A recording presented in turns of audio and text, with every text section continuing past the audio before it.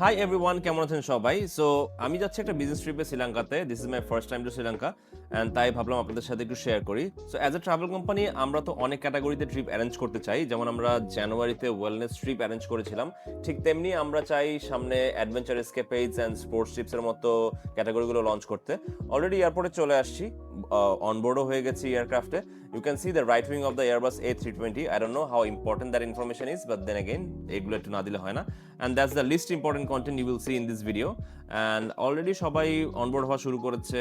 The fifth year crews were really welcoming. So খুব ভালো লেগেছে এই বিষয়টা। So একটা বাজেট ক্যারিয়ার হিসেবে it's pretty nice.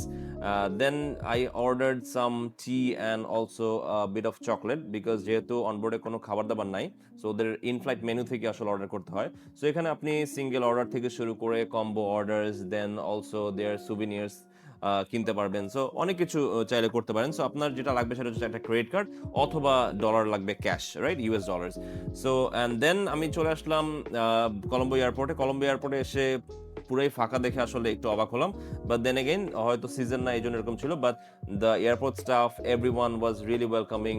I had really smooth একটা ইমিগ্রেশন প্রসেস দিয়ে গিয়েছি and everything. So I already have good vibes for Sri Lanka, right? So already আমার ব্যাগও চলে আসছে, ব্যাগেজ ক্লেম করতে চলে আসলাম এবং পুরা ল্যান্ডিং থেকে শুরু করে এয়ারপোর্ট থেকে বের হওয়া পর্যন্ত ইট ওয়াজ রিয়েলি স্মুথ। দেন আমার পার্টনার এবং তার ওয়াইফ চলে আসছিল আমাকে এয়ারপোর্টে পিক করতে। দে ওয়ার রিয়েলি নাইস, যে সকাল 4টার দিকে আসলে এত কষ্ট করে আসছে, আমাকে পিক করে তাদের বাসায় নিয়ে যাচ্ছে and everything. So yeah, I have people who loves me, যার কারণে আসলে এই জিনিসগুলো আরও স্কেল করতে চাই। And then they were really nice enough to give me this wonderful room for the night because আমি আজকে রাতটা এখানেই থাকছি। সো আই মিন সকালও হয়ে গেছে অলমোস্ট।